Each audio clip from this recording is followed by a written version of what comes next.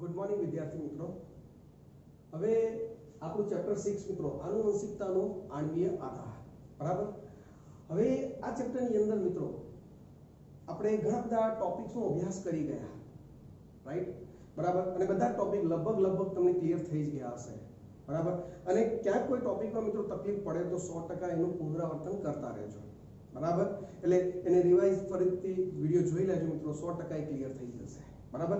હવે આ ચેપ્ટરની અંદર આપણે કયા કયા ટોપિકનો અભ્યાસ કર્યો તો કે પોલીન્યુક્લિયોટાઇડ શૃંખલાની સંરચનાનો અભ્યાસ કર્યો મિત્રો, જેની અંદર આપણે ન્યુક્લિયોટાઇડની રચના જોઈ, જેમાં આપણે પેન્ટોઝ શર્કરા, નાઇટ્રોજન બેઝ, ફોસ્ફેટ સમૂહ વગેરે જેવા ટોપિકનો અભ્યાસ કર્યો બરાબર। અને એમાંથી પછી ન્યુક્લિયોટાઇડ ભેગા થયા એટલે પોલીન્યુક્લિયોટાઇડ શૃંખલાની રચના થઈ બરાબર।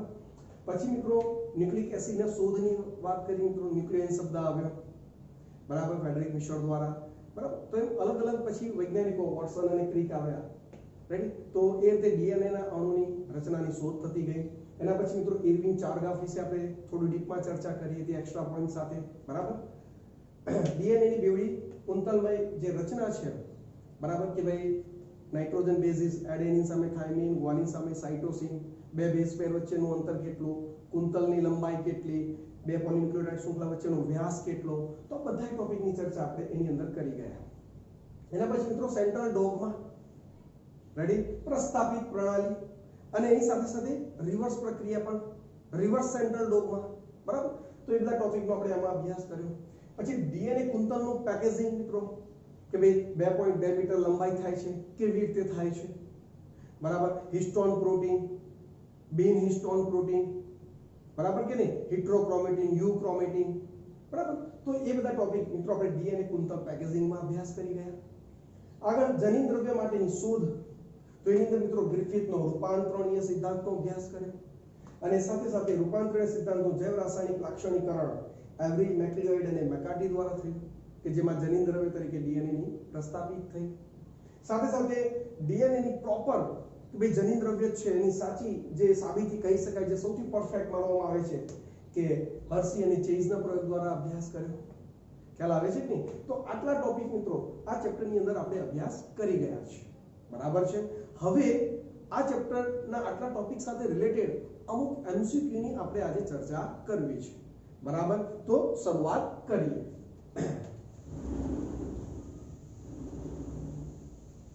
ઓકે, હવે અહીંયા ધ્યાન આપજો મિત્રો, અહીંયા આપણો પહેલો એમસીક્યુ શું છે મિત્રો, હર્શી અને ચેઝ વોટિંગ બ્લેન્ડર પ્રયોગમાં બેક્ટેરિયોફેજના ડીએનએ કયા ઘટક દ્વારા રેડિયોએક્ટિવ થાય છે બરાબર। પહેલો પ્રશ્ન છે કે આ જે ડીએનએ જનીન દ્રવ્ય જે ખરું બેક્ટેરિયોફેજ વાયરસનું બરાબર એ કયા ઘટક દ્વારા રેડિયોએક્ટિવ થતું જોવા મળે છે। હવે યાદ કરો એની અંદર રેડિયોએક્ટિવ મિત્રો S35 અને P32 નો યુઝ થયેલો બરાબર કે નહીં।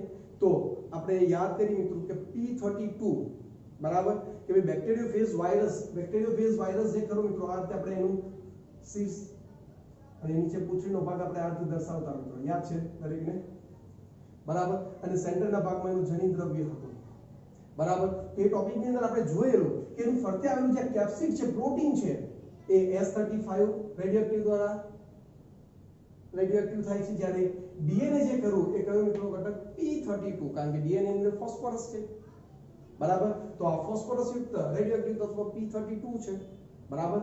તો અહીંયા આપણો આન્સર સીધો અને સિમ્પલ કયો બનશે મિત્રો, P32 થતો જોવા મળે। એટલે આ તો S35 તો છે જ નહીં। N15 મિત્રો નાઇટ્રોજન બેઝ, પણ નાઇટ્રોજન બેઝ આપણે નાઇટ્રોજન જે ઘટકની વાત કરીએ એમોનિયમ ઘટક તો આપણે પ્રોટીનમાં છે, એમિનો એસિડના જે બંધારણમાં બરાબર, અને ડીએનએ ના બંધારણમાં છે એ તો યુઝ કર્યો જ નથી રેડી। એટલે સીધી વસ્તુ છે આપણો આન્સર શું બનશે મિત્રો, બી આન્સર બનતો જોવા મળે છે। ચલો ક્લિયર, ઓકે। હવે બીજો એમસીક્યુ, ડીઓક્સીરિબોઝ અને પિરિમિડિન બેઝ વચ્ચે ન્યુક્લિયોટાઇડમાં કયો બંધ હોય છે, એ બંને વચ્ચે ન્યુક્લિયોટાઇડમાં કયો બંધ જોવા મળે છે। હવે એના માટે મિત્રો ડીઓક્સીરિબોઝ પેન્ટોઝ જે શર્કરા કરી મિત્રો એને યાદ કરો તમે બરાબર। તો અહીંયા પહેલા કાર્બન હતો જે OH અને H ની રચના આપણે બરાબર ફર્સ્ટ લેક્ચરની અંદર મિત્રો આપણી ચર્ચા કરી ગયા છીએ આપણે બરાબર। યાદ ના આવતું હોય તો લેક્ચર એકવાર રિવાઇઝ કરી લેજો એટલે આખું ક્લિયર થઈ જશે। તો પેન્ટોઝ શર્કરાનો પહેલો કાર્બન પેન્ટોઝ શર્કરાનો કયો મિત્રો પહેલો કાર્બન અને અહીંયા આપણે પિરિમિડિન કીધું છે બરાબર હવે ડીઓક્સીરિબોઝ અને પિરિમિડિન હવે ડીઓક્સીરિબોઝ એટલે ડીએનએ ના બંધારણની વાત આવે અને પિરિમિડિન માં કોણ હોય રેડી થાઇમિન હોય અને એક સાઇટોસિન હોય બરાબર હવે આપણે આખું સ્ટ્રક્ચર નથી જોવાનું પણ મિત્રો મેં તમને આ પોઈન્ટ આપેલો એક્સ્ટ્રા પોઈન્ટમાં એનસીઈઆરટીમાં એનો ઉલ્લેખ નથી પણ આપણે યાદ છે મિત્રો કે તમને અહીંયા કાર્બન અહીંયા નાઇટ્રોજન બરાબર અહીંયા પાછો કાર્બન અહીંયા નાઇટ્રોજન અહીંયા કાર્બન કાર્બન આ રીતે એક સ્ટ્રક્ચર હતું બરાબર કે નહીં તો અહીંયા મિત્રો સમજો કે આ જે નાઇટ્રોજન છે ખરો એને આપણે 1 નંબર આપેલો 2 3 4 5 and 6 બરાબર તો આ પહેલો ઘટક એટલે કે આ પહેલો અહીંયા OH સમૂહ અને આનો OH સમૂહ પાણીનો અણુ દૂર થતો ને અહીંયા જે બંધ બનતો સોરી OH નહીં અહીંયા H હતો તો અહીંયા જે બંધ બનતો મિત્રો શું બનતો ખબર છે આપણે કીધેલું N ગ્લાયકોસિડિક બંધ બરાબર કયો N ગ્લાયકોસિડ ચલો અહીંયા કયો નંબર છે 1 નંબર છે ને આનો કયો હતો મિત્રો 1 નંબર હતો ખ્યાલ આવે છે કે નહીં તો સીધી વસ્તુ છે અહીંયા કયો બંધ બનશે જો 1 1 તો અહીંયા જોઈ શકાય છે મિત્રો 1 1 ગ્લાયકોસિડિક બંધ 1 1 ગ્લાયકોસિડિક બંધ એટલે સીધું સિમ્પલ આપણો આન્સર શું થઈ જશે 1 1 ગ્લાયકોસિડિક બંધ રચાતો જોવા મળે છે ખ્યાલ આવે છે દરેકને ઉતરે છે મગજમાં રેડી તો એક આ એમસીક્યુ સરળતાથી થઈ શકે યાદ કરો આ જ વસ્તુ જો ધારો કે આપણને પિરિમિડિનની જગ્યાએ પ્યુરિન કહી દીધું હોત તો એની અંદર ખબર છે મિત્રો આ રીતે આપણે બે રિંગ આવે છે બરાબર અને અહીંયા 7 8 અને અહીંયા 9 નંબર આપણે આપેલો જો તમને યાદ આવતું હોય મિત્રો તો આ જે 9 નંબર છે તો હવે જો બંધ બનશે તો કયો બનશે મિત્રો તો કે 19 ગ્લાયકોસિડિક બંધ બનશે કે ભાઈ 1 કોનો તો કે પેન્ટોઝ શર્કરા એટલે કે રિબોઝ શર્કરાનો અને 9 તો કે નાઇટ્રોજન બેઝ નો ખ્યાલ આવે છે કે નહીં બરાબર એટલે તમને પિરિમિડિન આપ્યું છે કે પ્યુરિન આપ્યું છે અને કયા કયા નંબરના ઘટક વચ્ચે બંધ બને છે એ આધારે તમે આન્સર આપી શકો છો તો અહીંયા ચાર ઓપ્શન છે 1 1 ગ્લાયકોસિડિક બંધ 1 6 ગ્લાયકોસિડિક બંધ 1 9 ગ્લાયકોસિડિક બંધ અને 1 4 ગ્લાયકોસિડિક બંધ તો અહીંયા આપણો આન્સર શું બનશે મિત્રો 1 1 ગ્લાયકોસિડિક બંધ બરાબર ને અહીંયાનો ફર્સ્ટ નંબર ને આનો ફર્સ્ટ નંબર કાર્બન એ બે વચ્ચે ગ્લાયકોસિડિક બંધ રચાતો જોવા મળે છે ચલો ક્લિયર છે ત્રીજો એમસીક્યુ છે મિત્રો ડીએનએ નો ટીએમ યાદ કરો મિત્રો આપણે એક્સ્ટ્રા પોઈન્ટમાં જોઈ ગયા કે ભાઈ ટેમ્પરેચર ઓફ મેલ્ટિંગ એટલે કે ડીએનએ નું પીગળવું એટલે વધારે ઉષ્મા આપીને તોડવાની વાત કરે છે એના હાઇડ્રોજન બંધ તોડવાની વાત ચાલે છે તો આંક વધુ હોય છે ત્યારે કઈ સ્થિતિમાં એ આંક વધુ મળે બરાબર હવે પહેલા તો આવો એમસીક્યુ પૂછાય મિત્રો તો આપણે અભ્યાસ કરી ગયા કે પહેલું તો તમારે શું યાદ રાખવું પડે કે ભાઈ ગ્વાનિન અને સાઇટોસિન વચ્ચે કેટલા 3 નિર્બળ હાઇડ્રોજન બંધ હતા અને એડેનિન અને થાઇમિન વચ્ચે મિત્રો કેટલા 2 નિર્બળ હાઇડ્રોજન બંધ હતા બરાબર હવે જે ડીએનએ ની અંદર સમજો મિત્રો જે સજીવોના ડીએનએ ની અંદર ગ્વાનિન અને સાઇટોસિન નું પ્રમાણ વધુ હશે આખો ટોપિક જોઈ ગયા હતા મિત્રો તો અને યાદ ના હોય તો બે તમે વિડિયો રિવાઇઝ કરી લેજો 100% ક્લિયર થશે કે ભાઈ ગ્વાનિન અને ડીએનએ ના બંધારણમાં ગ્વાનિન અને સાઇટોસિન નું પ્રમાણ વધારે હોવું જોઈએ ખ્યાલ આવે છે કે નહીં તો સીધી વસ્તુ છે અહીંયા જો આપણે ઓપ્શન જોઈએ મિત્રો તો જો અહીંયા શું કીધું છે પહેલા ઓપ્શનમાં એડેનિન થાઇમિન નું પ્રમાણ વધારે છે કોના કરતા ગ્વાનિન અને સાઇટોસિન કરતા બરાબર તો નહીં બરાબર કારણ કે ત્યાં સીધી વસ્તુ છે એડેનિન થાઇમિન વધારે છે એટલે બે નિર્બળ હાઇડ્રોજન બંધની વધારે સંખ્યા છે બીજો ઓપ્શન જુઓ ગ્વાનિન અને સાઇટોસિન નું પ્રમાણ વધારે છે કોના કરતા એડેનિન અને થાઇમિન કરતા સીધો સિમ્પલ આપણને આન્સર અહીંયા પ્રાપ્ત થઈ જતો જોવા મળે છે બરાબર કે ભાઈ ગ્વાનિન અને સાઇટોસિન નું પ્રમાણ વધારે છે એડેનિન અને થાઇમિન કરતા બરાબર તો સીધી વસ્તુ છે આના કરતા આને ટેમ્પરેચર વધારે જ આપવું પડશે ખ્યાલ આવી ગયો okay adenine thiamine guanine cytosine સરખા છે બરાબર ઓકે આના કરતા વધારે આવશે પણ અહીંયા તો એને મેક્સિમમ જ થવાનું છે અને એવી સ્થિતિ અહીંયા પણ છે એડેનિન ગ્વાનિન થાઇમિન સાઇટોસિન બરાબર તો અહીંયા મિત્રો એટલું ક્લિયર છે કે ભાઈ ગ્વાનિન અને સાઇટોસિન નું પ્રમાણ વધુ બરાબર એટલે સીધી વસ્તુ છે ત્યાં તમારે ટીએમ અંક કેવો મળશે ઊંચો મળે છે ચલો ક્લિયર છે હજુ બી કહું છું કોઈ બી ક્યાંય અટો આવો તો મિત્રો બધા ટોપિક આપણે આપણા લેક્ચરની અંદર એક્સ્ટ્રા પોઈન્ટ સાથે ચર્ચા કરી ગયા છીએ બરાબર ઓકે એના પછીનો એમસીક્યુ જુઓ મિત્રો કે ભાઈ નીચેનામાંથી કયું આરએનએ માટે સાચું હોઈ શકે કોના માટે જોવાનું છે મિત્રો આરએનએ માટે હવે પહેલું તો આપણે યાદ કરીએ મિત્રો આરએનએ એટલે શું તો એક સિંગલ પોલીન્યુક્લિયોટાઇડ શૃંખલા છે શું છે? સિંગલ પોલીન્યુક્લિયોટાઇડ શૃંખલા છે. હવે એની ઉપર ઘટકો કયા છે મિત્રો? તો કે એડેનિન, યુરેસિલ, ગ્વાનિન અને સાઇટોસિન. એડેનિન, યુરેસિલ, ગ્વાનિન અને સાઇટોસિન એવા ન્યુક્લિયોટાઇડ એમાં ગોઠવાયેલા જોવા મળે છે. હવે પહેલો ઓપ્શન શું કહે છે મિત્રો? Adenine is equal to uracil, guanine is equal to cytosine. હવે જો મિત્રો આ વસ્તુ એક સમય ધારો કે ડીએનએ ની વાત કરી હોત તો ડીએનએ માં પહેલો તો યુરેસિલ ના હોય, થાઇમિન હોય. પણ એમાં એક શક્યતા બને કે યસ, કારણ એમાં શું હોય કે બે પોલીન્યુક્લિયોટાઇડ શૃંખલા હોય કે ભાઈ જ્યાં એડેનિન હોય ત્યાં થાઇમિન હોય, ગ્વાનિન હોય ત્યાં સાઇટોસિન હોય. પણ આરએનએ ની અંદર તો ફક્ત એક જ શૃંખલા છે, બરાબર? એટલે એડેનિન જેટલા એડેનિન હોય એટલા જ યુરેસિલ હોય એવું જરૂરી નથી, બરાબર? અહીંયા યુરેસિલ વધારે છે. ખ્યાલ આવી ગયો? ક્લિયર? એટલે આ પોઈન્ટ યોગ્ય બેસતો નથી, એ આન્સર રોંગ છે. હવે અહીંયા જો બી, A does not equal to U, Z does not equal to C. આ એક મુદ્દો યસ રાઈટ છે મિત્રો કે ભાઈ એડેનિન જેટલા હોય એટલા જ યુરેસિલ હોય એવું જરૂરી નથી, કારણ કે સિંગલ શૃંખલા છે. અને ગ્વાનિન જેટલા હોય એટલા જ સાઇટોસિન હોય એ પણ જરૂરી નથી. તો આ મુદ્દો અહીંયા આપણને રાઈટ બેસે છે. પણ છતાં આપણે બાકીના મુદ્દા પણ ચેક કરી લઈએ. અહીંયા ત્રીજા ઓપ્શનમાં શું કહે છે? જુઓ, એડેનિન, યુરેસિલ, ગ્વાનિન અને સાઇટોસિન બધાને સરખા અંદર હોય. મિત્રો આવું તો શક્ય નથી. ખ્યાલ આવી ગયો? કારણ કે મેં હમણાં જ કીધું કે બે શક્ય સરખા હોય એવું જરૂરી નથી, તો ચારે ચાર સરખા હોય એવું તો કેવી રીતે શક્ય છે? ક્લિયર છે? એટલે ચારે ઘટકો એક સાથે સરખા બેસે એવું તો બનવાનું નથી. અહીંયા જો મિત્રો ચોથો ઓપ્શન શું કહે છે? Purine is equal two pyrimidine. મિત્રો એ તો બે શૃંખલા હોય ને તો જ પ્યુરિન હોય એટલે pyrimidine શક્ય બને છે. એટલે ડીએનએ માં એ વસ્તુ શક્ય છે, પરંતુ આરએનએ માં તો સિંગલ શૃંખલા છે, બરાબર? એટલે એમાં પ્યુરિન અને pyrimidine નું પ્રમાણ સરખું આવે એ જરૂરી નથી. ચલો ક્લિયર? તો અહીંયા આ ક્વેશ્ચન નો આપણો આન્સર શું બનશે? બી, કે ભાઈ adenine does not equal to uracil અને guanine does not equal to cytosine. ચલો ક્લિયર છે દરેકને? ખ્યાલ આવી ગયો? ઓકે. હવે આપણે બીજા આગળ એમસીક્યુ ની થોડી ચર્ચા કરીએ. ઓકે. હવે અહીંયા જો મિત્રો પાંચમો એમસીક્યુ આપણો, વોટસન અને ક્રિક દ્વારા શોધવામાં આવેલ ડીએનએ ની બેવડી કુંતલમય રચના એક ખાલી જગ્યા છે. હવે મિત્રો આપણે યાદ કરો, ડીએનએ ની કુંતલની વાત કરીએ તો મેં એક એક્સ્ટ્રા પોઈન્ટ સાથે આપણે ચર્ચા કરી કે ડીએનએ માં જમણેડી કુંતલ અને ડાબેડી કુંતલ.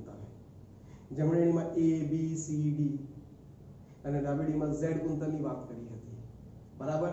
પણ આપણે જે આપણી બુકની અંદર જે ચર્ચા થઈ છે મિત્રો, કયું કુંતલ હતું? બી ડીએનએ હતું, બરાબર કે નહીં? અને એ કોના દ્વારા આપવામાં આવેલું છે મિત્રો? વોટસન અને ક્રિક દ્વારા આપવામાં આવેલું છે, બરાબર? એટલે ન તો એ C ડીએનએ છે, ન તો એ D ડીએનએ છે, ન તો એ Z ડીએનએ છે. તો આપણો આન્સર શું થઈ ગયો મિત્રો? સરળતાથી કહી શકાય, આ એક સરળ એમસીક્યુ કહી શકાય, B ડીએનએ. ચલો ક્લિયર? આગળ, જો ડીએનએ માં 10,000 નાઇટ્રોજન બેઝ જોડ હોય તો કેટલા ન્યુક્લિયોટાઇડ હોય? સમજો મિત્રો શું કહે છે? જો ડીએનએ માં કેટલી મિત્રો? 10,000 નાઇટ્રોજન બેઝ જોડ હોય, બરાબર? હવે 10,000 નાઇટ્રોજન બેઝ જોડ એટલે ધારો કે આપણે આ આપણો ડીએનએ જે કુંતલ છે મિત્રો એની વાત કરીએ, આપણે થોડો વ્યવસ્થિત દોરીએ. સિમ્પલ. તો અહીંયા જો મિત્રો એડેનિન છે તો થાઇમિન છે, ગ્વાનિન છે તો સાઇટોસિન છે, સાઇટોસિન છે તો ગ્વાનિન છે, ગ્વાનિન છે તો સાઇટોસિન છે, થાઇમિન છે તો એડેનિન, બરાબર? હવે આ જો મિત્રો એડેનિન થાઇમિન બે નિર્ભર હાઇડ્રોજન બંધ, ગ્વાનિન સાઇટોસિન ત્રણ નિર્ભર, ગ્વાનિન સાઇટોસિન ત્રણ નિર્ભર, ગ્વાનિન સાઇટોસિન ત્રણ, એડેનિન થાઇમિન બે. કેટલી બેઝ પેર થી જુઓ? આ એક, બીજી, ત્રીજી, ચોથી અને પાંચમી. પાંચ બેઝ પેર થઈ ગયા, બરાબર? પણ એની અંદર ન્યુક્લિયોટાઇડ ગણવા હોય તો કેટલા થશે? તો કે ન્યુક્લિયોટાઇડ તો કે એક બેઝ પેરમાં કેટલા? બે ન્યુક્લિયોટાઇડ હોય તો અહીંયા પાંચ બેઝ પેર છે તો ન્યુક્લિયોટાઇડની સંખ્યા કેટલી થશે મિત્રો? 10 થશે. ખ્યાલ આવે છે કે નહીં? હવે અહીંયા આપણને કેટલા આવ્યા છે? 10,000 નાઇટ્રોજન બેઝ જોડ આપેલી છે. કેટલી? 10,000. તો સીધી વસ્તુ છે, ન્યુક્લિયોટાઇડની સંખ્યા કેટલી થશે મિત્રો? 20,000 થશે. સરળતાથી આપણે એનો આન્સર આપી શકીએ છીએ, બરાબર? તો અહીંયા આ એમસીક્યુ માં આન્સર આપણો શું આવશે? સી આવશે. ઉતાવળમાં 10,000 ટીક નહીં કરતા, ઉતાવળમાં 40,000 ટીક નહીં કરતા. તમારી નજર આના ઉપર તો નહીં પડે, પણ 10,000 ઉપર જાય કે 10,000 નાઇટ્રોજન બેઝ જોડ છે એટલે કે 10,000 ન્યુક્લિયોટાઇડ નહીં મિત્રો, ન્યુક્લિયોટાઇડ ડબલ થઈ જાય, ચલો ક્લિયર? ઓકે. એના પછી ડીએનએ અને આરએનએ માં સામાન્ય ઘટક ખાલી જગ્યા હોય છે. હવે અહીંયા આપણને ઓપ્શન આપ્યા છે હેક્ઝોસ શર્કરા, નાઇટ્રોજન બેઝ, થાઇમિન અને ફોસ્ફેટ શર્કરા. અને ફોસ્ફેટ સમૂહ આવશે મિત્રો. અહીંયા શું આવશે? ફોસ્ફેટ સમૂહ આપણે લઈ લઈએ. ચલો ક્લિયર? તો અહીંયા તમે જુઓ હેક્ઝોસ શર્કરા, ડીએનએ અને આરએનએ. હવે મિત્રો યાદ કરો ડીએનએ માં બીજા નંબરના કાર્બન ઉપર એક ઓક્સિજનનો અણુ ઓછો છે એટલે આપણે એને ડી ઓક્સીરિબોઝ શર્કરા કહેતા. જ્યારે આરએનએ માં રિબોઝ શર્કરા કહેતા. બરાબર કે નહીં? આનું સૂત્ર શું હતું? C5H10O5 હતું. જ્યારે આમાં શું હતું? C5H10O4 છે. એક ઓક્સિજનનો અણુ ઓછો છે. બરાબર? એટલે પહેલો ઓપ્શન હેક્ઝોસ શર્કરા તો શક્ય નથી છે. એ બંનેમાં સામાન્ય ઘટક નથી. બંનેનો શર્કરા અલગ અલગ છે. નાઇટ્રોજન બેઝ ની વાત કરીએ તો મિત્રો તો એક નાઇટ્રોજનમાં ફરક છે. નાઇટ્રોજન બેઝમાં કયો? યુરેસિલ વાળો. આરએનએ માં યુરેસિલ છે, ડીએનએ માં થાઇમિન છે. એટલે આ પણ સરખા ન કહેવાય એટલે થાઇમિન પણ કેન્સલ થઈ જશે. હવે ચોથો ઘટક જો મિત્રો ફોસ્ફેટ સમૂહ. બરાબર? તો ફોસ્ફેટ સમૂહ તો યસ, આન્સર યસ આવશે. કારણ કે શૃંખલા ચાહે કોઈ પણ હોય મિત્રો, ડબલ શૃંખલા હોય કે પેલી સિંગલ શૃંખલા હોય, દરેક શૃંખલાના પાયાના ભાગમાં પેન્ટોઝ શર્કરા અને ફોસ્ફેટ સમૂહ તો હોય જ. અને ફોસ્ફેટ સમૂહ બંનેમાં સરખું જ હોય છે, S3PO4-. બરાબર? એટલે આન્સર આપણો શું થશે મિત્રો? ડી, ફોસ્ફેટ સમૂહ. ચલો ક્લિયર છે? એના પછી 8મો MCQ 5 મિથાઇલ યુરેસિલ બરાબર કયા ન્યુક્લિક એસિડમાં આવેલું હોય છે? મિત્રો અહીંયા 5 મિથાઇલ યુરેસિલ શબ્દ મેં વાપર્યો છે ખાલી તમને કન્ફ્યુઝ કરવા માટે, કારણ કે આ શબ્દ તમારે યાદ રાખવો જરૂરી છે. આ કોના કૌંસમાં આપેલો છે મિત્રો? તો કે મિથાઇલ, જે આપણે કહ્યું ને એડેનિન, ગ્વાનિન, સાઇટોસિન, મિથિયોનિન. તો મિથિયોનિન નું બીજું નામ શું છે મિત્રો? 5 મિથાઇલ યુરેસિલ છે. 5 મિથાઇલ યુરેસિલ છે. મેં તમને ટોપિક ભણાવતા બી કીધેલું કે યાદ રાખજો, પૂછાઈ શકે છે. બરાબર? તો કે 5 મિથાઇલ યુરેસિલ કયા ન્યુક્લિક એસિડમાં આવેલું છે? હવે આપણે જાણીએ છીએ કે તો મિથિયોનિન ની વાત ચાલે છે. મિથિયોનિન તો ડીએનએ માં હોય છે. તો પહેલો જ ઓપ્શન શું? ડીએનએ. બીજો ઓપ્શન તો આરએનએ છે. આરએનએ માં તો એ છે જ નહીં. બરાબર કે નહીં? અને સાથે સાથે ડીએનએ અથવા આરએનએ, ભાઈ બેમાંથી એકમાં પણ એવું નથી મિત્રો, ડીએનએ માં જ છે. અને અહીંયા ચોથો ઓપ્શન કે છે આરએનએ બેક્ટેરિયા. બરાબર? તો આરએનએ ધરાવતા બેક્ટેરિયાની અંદર શું કરવા હોય? બરાબર? એટલે આપણો આન્સર શું બનશે મિત્રો? એ આન્સર બને છે કે ભાઈ 5 મિથાઇલ યુરેસિલ. બરાબર? તો કે ડીએનએ ની અંદર એની હાજરી જોવા મળે છે. ચલો ક્લિયર છે? ખ્યાલ આવી ગયો? ઓકે. આગળ આદિકોષ કેન્દ્રીય, આગળનો ઓપ્શન છે આદિકોષ કેન્દ્રીય જનીન તંત્ર ખાલી જગ્યા ધરાવે છે. બરાબર? શું કહે છે? આદિકોષ કેન્દ્રીય એટલે પેલા નીચલી કક્ષાના સજીવો, બરાબર, પેલા બેક્ટેરિયા જેવા સજીવો. હવે એની અંદર આપણે જાણી ગયા મિત્રો કે એની અંદર પણ આપણે જેમ કે ઈ કોલાઈ બેક્ટેરિયા, બરાબર, 1.36 મિલીમીટર એના ડીએનએ તંતુની લંબાઈ હતી. યાદ આવે છે કે નહીં? અને આપણે એ પણ ચર્ચા કરી કે ભાઈ એ કોષની અંદર એક ચોક્કસ વિસ્તારમાં ગૂંચળામય સ્વરૂપે જ ગોઠવાયેલું છે, આખા કોષની અંદર પથરાયેલું નથી. બરાબર? તો એ વખતે આપણે જોયેલું કે ન્યુક્લિક એસિડને જકડી રાખવા માટે શું હોય? પ્રોટીન હોય છે. પણ જ્યારે સુકોષ કેન્દ્રિત કોષની આપણે વાત કરી ત્યારે પ્રોટીન ખરું, પણ ત્યાં એક શબ્દ વાપર્યો આપણે હિસ્ટોન, જેમાં H2A, H2B, S3, H4 યાદ છે કે નહીં મિત્રો? પરંતુ આપણે એ વખતે એ પણ ક્લિયર કર્યું હતું કે આદિકોષ કેન્દ્રિત કોષની અંદર પ્રોટીન છે પરંતુ હિસ્ટોન પ્રકારના નથી. બરાબર? તો આપણે બસ એ ઓપ્શન જોવાના છે કે ભાઈ આદિકોષ કેન્દ્રિત કોષમાં શું ડીએનએ અને હિસ્ટોન્સ છે? ભાઈ ડીએનએ તો છે પણ હિસ્ટોન નથી એટલે પહેલો ઓપ્શન કેન્સલ. આરએનએ અને હિસ્ટોન્સ નહીં, ધની દ્રવ્ય તો ડીએનએ છે તો એ પણ કેન્સલ. ડીએનએ અથવા હિસ્ટોન્સ એવું તો હોય નહીં, બેમાંથી એક જ. બરાબર? અને ચોથો ઓપ્શન શું? ડીએનએ પણ હિસ્ટોન ન હોય.